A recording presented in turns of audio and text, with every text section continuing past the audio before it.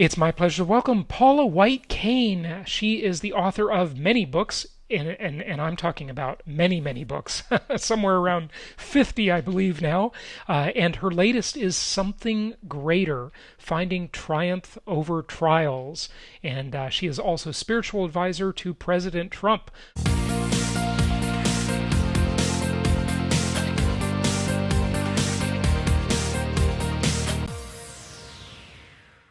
Paula, it's great to have you. How are you?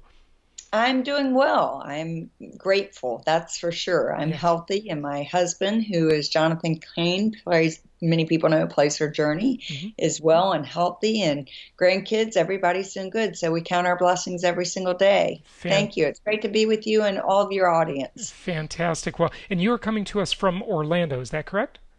I am. I'm right outside of Orlando in a small town called Apopka. Good stuff. So, Paula, we are obviously in a very trying time. It's very trying for many, for really billions of people.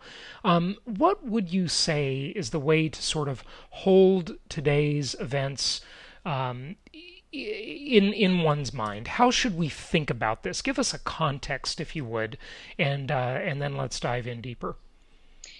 First off, we've never been here in our lifetime. And so when you hit a time that it seemingly feels like the entire world has turned upside down overnight, from facing health crisis to economic to social. When you talk about social distancing, I like to use the word physical distancing because we were not created to be isolated from one another. And anytime there's this much change, all change feels like loss. And so when there's loss, we like to believe the illusion that we have more control in our life than we actually do. Hmm. And the one thing I let people know is that there's a God that is a sovereign God. He's very certain during uncertain times. And often when we come to the end of ourself is when people begin to say, what else is there? What more is there? And I want people to know that certainly there's a loving God, a caring God that did not send COVID 19 or things that people have said. I say, not God sent, but always can be God used. And during the most difficult times of our life, God can use that to bring out some of the best of humanity, to help us understand more about ourselves, to live a less stressful and anxious life. I like to call this a divine pause. And it's a time for us to reflect, a time for us to course correct, a time for us to really find that inner strength in that place of faith. Yeah, that's a good way to look at it. It definitely is. What about the mentality though? Most people will say, well, you're in better shape than they are, maybe, and so it's easy for you to say that, right? Is that a fair statement? And a lot of people are really struggling, and they're thinking, pause. Well, sure, it's a pause, yes, but uh, they can't pay the bills. They can't put food on the table. They're lonely. I mean, you talked about the physical distancing, and loneliness was already an epidemic before this pandemic, and now, in the UK they appointed a ministry for loneliness. It's such a big problem. Absolutely. And in the US, we're having this problem too. And all over the world, technology brings us together in some ways, but divides us in others, right? Just any of those issues, take it wherever you want, Well, Paula. absolutely. It's very easy right now. And I will say that I'm in a very good place in my life in the midst of a pandemic like this, but I haven't always been. Hmm. And though we're in a global crisis, a world crisis, my book, Something Greater, is all about overcoming tragedies and trials. Hmm. And my life, I was born into a pretty well to do family, but my father committed suicide when I was 5 years old. Oh, Our economic situation changed drastically. My mother, two masters and her doctor, became an alcoholic. I was left in the care of people that were very abusive. I was physically and sexually abused from the ages of 6 to 13. I had no relationship with God, had no understanding of church or spirituality or faith. People often think because I'm a pastor that's done a lot of ministry that this has just always been a life for me. My life got off on my prognosis was not really good. It didn't get off on the best footing. People would look, I've gone through a lot of therapy, been through a lot of help. I've probably read more than 1,000 self-help books and a lot of study in psychology myself. And the prognosis for my own life, the trajectory would have been very different than the outcome. Hmm. And that outcome drastically changed because when I was 18 years old in college, I was chasing a guy. My story always has a guy in it, usually a musician, and I'm chasing this guy, good looking guy.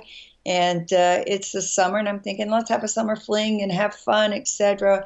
Although I would find out God had a different plan for my life. So I literally go to his grandmother's house, double wide trailer, and his uncle looks me in my eyes and says, I've got the answers to your pain and problems. I've got the solution that you need. And I looked at him very defensively because I was a typical overachiever. Now I say, why were you an overachiever? Because when someone experiences the death of a parent young, especially by the hands of suicide, two and two don't add up to four. It was, if you love me so much, because my life, very dysfunctional, very misguided, very false labeled, and all behavior comes out of belief. So they're activators, I call them the ABCs, that create behave beliefs that create behaviors and consequences. So if I'm the apple of your eye, if you love me so much, why'd you leave me? Hmm. So I dealt with deeper issues than just rejection. Rejection is, I reject you because of whatever. But abandonment is you feel fundamentally flawed because something must be wrong with me. And ultimately, when we buy into a faulty belief, then we start creating behavior. So what do we want? We want to be loved. We want to be valued. We want to be respected. We want to be heard. We want to be validated. We want to be safe in life. All these things that are common to all human beings. However, with that significant event that was very traumatic in my life, and what would call a trauma brain. It would create traumatic events, traumatic thinking, traumatic behavior in my life. It happened on a night when my father probably didn't premeditate, but it was my mother had left him kind of with a, hey, get your stuff together, be responsible. He came from two generations of wealth. She took me and my brother, who I would find out much later was a half brother, to Memphis. My father was still in Tupelo, Mississippi, came up on a night that was a few days past my birthday, and I just turned 5. It was raining and thundering and lightning out, and he knocked on that door, and I remember thinking, Daddy's here, because to me he was larger than life. He was my hero. I didn't recognize the dysfunction of my mom worked the businesses. We owned toy stores, craft stores, etc. My father would take me to eat for breakfast, draw smiley faces on the pancake, and take me to the country club where he would play rummy and golf. I didn't know as a 5-year-old. I thought, he's larger than life. So on that night, he knocks on the door. My mother opens the door. He grabs my hand. She grabs the other hand. And he begins to take that loving arm that would draw those smiley faces on the pancake and beat my mother's face in. And they would call the police. The police would come get him. He would sober up. They'd let him out, and he would take his life that night. And so you can imagine what all was started and created. So here I am sitting in this friend's house, this man telling me he's got answers and solution to my pain and problems. And I'm looking at him, what pain and problems? Because when you fundamentally feel that something's flawed with you, you will do whatever it takes to be loved, valued, validated, and safe. What do you love? An overachiever, a perfect straight A student?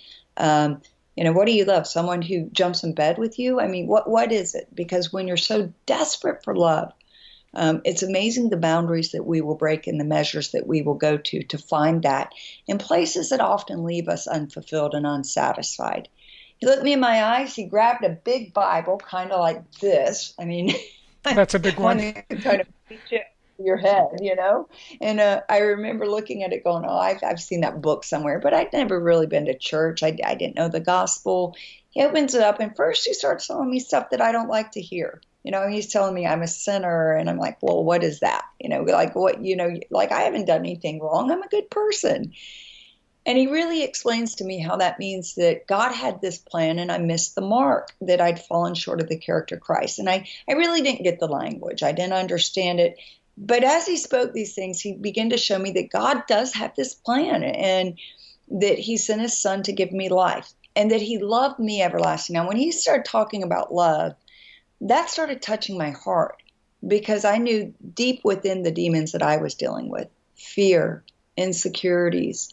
I battled with anorexia and bulimia, my father's suicide, abuse, all the things that um, torment a person and keep many adults in very sick cycles because of those things that we've experienced in life, very traumatic cycles, victimhood, etc. So as he began to talk about love, it wasn't even something natural. Something pierced my heart that though I was like, I don't like this, I don't want to hear this, but I want more. Hmm. And I sat and the love began to melt me. And I can't explain it, but I went outside and for the first time it was like the grass was green and the sky was blue. And I realized I felt real love. I feel like for the first time in my life. And you went on to become a pastor, right? Pretty amazing That story was the start of it. because, Yeah. yeah, Yeah. that was not, I'm sure nowhere on anyone's It trajectory. wasn't on the trajectory. Yeah. Yeah. No, in Well, fact, it's the exact opposite. My mother had remarried a two-star admiral. Like I said, she was very successful in her career. sure. And so when I did get saved and found my faith, they thought I was crazy and, completely cut me off. Sure. I wasn't allowed in their house Yeah. to talk about So, it so, because, but that was the big life change, and I want to go oh, back yeah, to that in a moment. But Paula, I think I made the comment in the beginning, and probably everybody's curious about it. What is it like to be spiritual advisor to President Trump? I mean, you actually have a security clearance, right? And tell us a little bit about that if you would, and then let's go back to some of the steps in the book and some of that stuff that you learned at age 18 and have brought with you throughout your life. yeah, those steps are so vitally important because those steps are what brought me to that place. It's Yeah, not anything I've ever sought. I've sure, never owned a business card in my life. right. I decided after I had this major encounter, I wanted to spend the rest of my life helping people. Well, 19 years ago, I get this phone call out of the blue, and it was then Mr. Trump. And they said, Mr. Trump's on the line. I'm like, yeah, sure, right. They're like, no, for real, Mr. Trump's on the line. So I pick up the line. He said, you're fantastic. You've got the it factor. I said, oh, sir, we call that the anointing.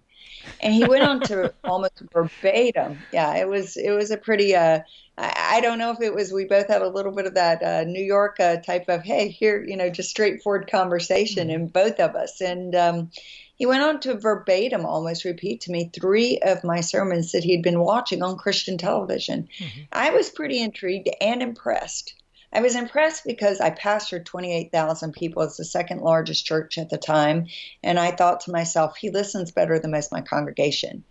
And he opened up his life like an open book to me and began to just tell me from the time he was a child how he was confirmed as a Presbyterian, how much impact Norman Vincent Peale had on him, and how the day that he retired, how that really, I mean, was one of the saddest days to him. And he told me sermons that he had had, and it's just whole walk, his mother being a very godly woman who was a praying woman, etc.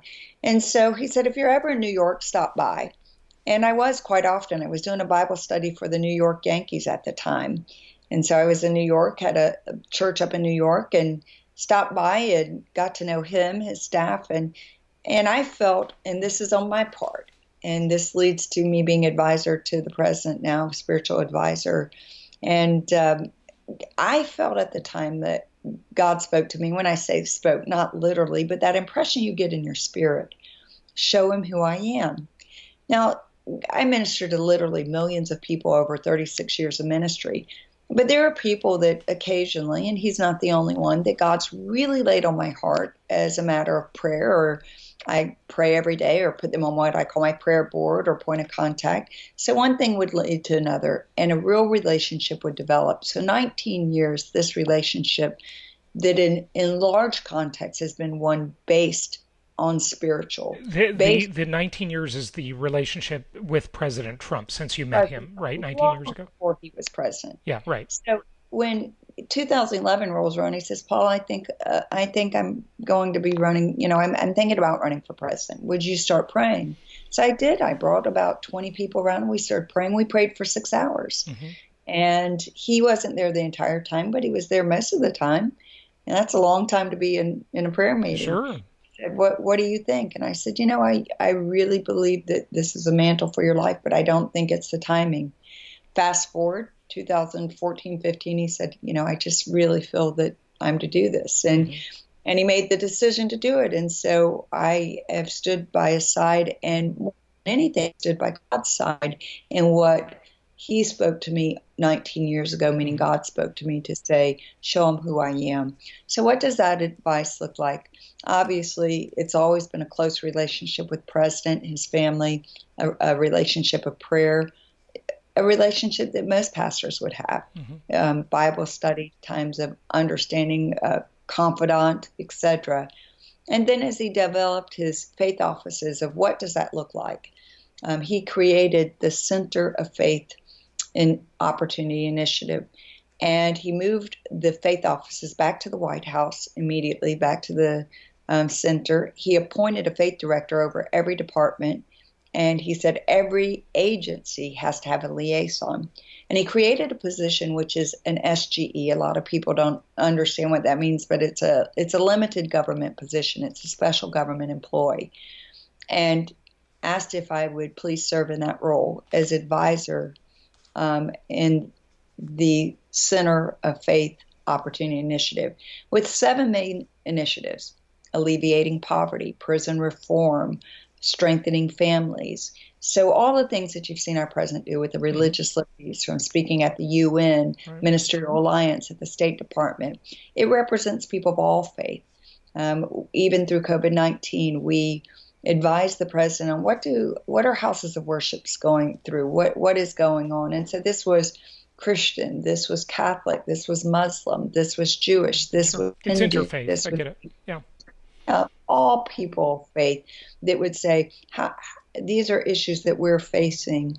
And he gets it. He is a man of deep faith. I think a lot of people are surprised at some of the stories I begin to tell. Hmm. And so advising him for the last several months has been predominantly COVID, Right. but it depends on where we are and what we're doing. Paula, and I'm not being political when I ask this question, but I'm curious. What would you say to the critics of President Trump that would say he doesn't act very Christian? I mean, we both have to admit, even if we like him, that he says some pretty outlandish things sometimes, right? You know, Sure. and I mean the critics obviously take more than enough shots at him, but I mean just specifically to his some of his statements, which they don't seem very Christian. Are they just media ploys? I mean, maybe he's the master of the media. I'm not sure, but what do you think? Well, first off, the country knew that they were not putting a pastor in office. If they Right, wanted that, they should have put Mike Huckabee in. right, I mean, it's like Ben Carson. They had plenty of choices right. there, right? Hmm. And so the people knew who they were getting. They wanted a fighter. They wanted Hmm. somebody who was a disruptor. They wanted someone who they felt had the strength, the business acumen that was not a part of the system. They wanted an outsider, Hmm. and the people voted him in. Critics are always going to be there. They're always Yeah, going of to be there. course. Whether, I mean, After any, 50% of yeah, people think I'm the greatest person on right, the earth. yeah. 50% of the people think I'm the worst person on the earth. The truth of it is we're never as bad as people say we are. We're never as good as people say we are. So President Trump is going to have his plethora of people. It's pretty amazing, though. I Hmm. will say that I've watched some people that have become very vocal against him. Those same people standing in his office prior to him being president with his same demeanor, Hmm. just giving him praise after praise. Politics changes things. By nature, Sure. politics is very divisive and destructive. I personally know the man and get to see him up close and personal. I understand how important his faith is to him. And I think people have also seen his demeanor change in many things. I mean, he's a fighter. I say, he usually doesn't start the fight, but I certainly wouldn't want to get in the ring with him because he's going to finish it. Yeah.